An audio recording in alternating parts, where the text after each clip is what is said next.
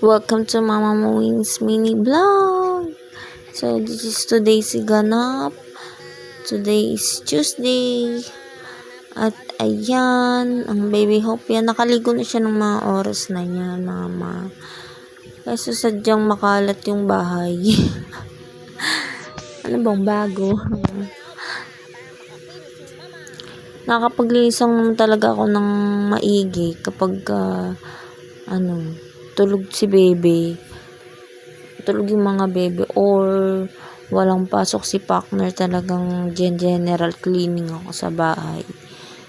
Naglalampaso, ganun. Kaso hindi ako mapaglampaso ngayon. Kasi nga, hirap nang walang katulong. Katulong mag-alaga, ganun, or kaagapay. Lalo na dalawa na yung chikiting ko, diba? Yan, kitang-kita niya na ang daming nilinisin ng mama mo. Wala namang bago, ganyan talaga buhay nanay, right? So, ayan, tas lumilikot na si Hope.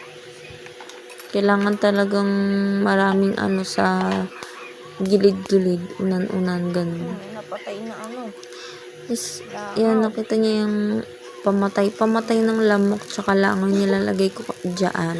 Kasi ang daming langaw. Ang dami nang dumapo dyan eh. Ang dami napatay na langaw. Kasi, dito ko siya nilalagay. Ay, kakatanggal ko lang yun. Napatay na langaw yun. Ayan yung kinainan ni Zeus. Matapos na kasi namin yung kumain eh. Umagahan tangalian na namin ni Zeus. Kasi mag-aalas 10 na yan kami kumain. So, parang tanghalian na rin. Yan. Makulit na chikiting. Binabawas-bawas ako na yung kalat niyan. Kalat ng bahay. Kahit paano, paunti-unti.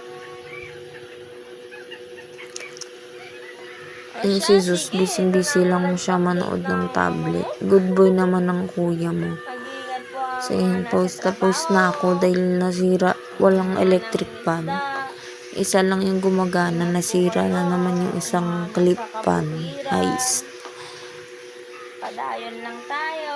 Let's go and go. Ewan ko ba't nasira agad yung clip fan na yung kala ko matibay. Padede time. Parang makatulog na ang aking Mura lang din kasi siya. Kasi bebe. Nagpa-breastfeed na ako. Bahay. Oras na yan sa baby Hope. Nabawas-bawasan ko na yung dumi dito. Nakakapagod Kahit kasi. Nakahiga ka naman pero parang hindi ka nakakapahinga. Kasi may breastfeed sa iyo. Grabe talaga pala ang sakripisyo ng nanay. Grabe yung ang grabe pala talaga kung di ka ready maging ina. Napakahirap pala talaga. Kaya sa mga kabataan dyan na makapanood nito, payo ng mama mo, wag kayong mag-aasawa muna, mag-enjoy muna ka sa buhay nyo. O kung mahilig kayo man sa bata, pagtyagaan nyo ng mga pamangkin nyo. Kasi kung di rin lang good provider yung magiging partner nyo. To tell you mga bebe, nag-asawa ako at the age of 22. 22 na pero not yet ready pa rin. At unexpected birth din yung panganay ko, and this second unexpected din, di ba? For unexpected, it means talagang biyaya ni God sa itaas, di ba? Doon sa mga planado, congrats, kasi planado nyo, it means may ipon kayo, like that, di ba? Iba-iba naman tayo. So, this journey talaga makikita kung malalaman nyo kung makakaangat ba ang mama mo sa pagbablog na ito. Sana supportahan nyo ako. See you for my next vlog.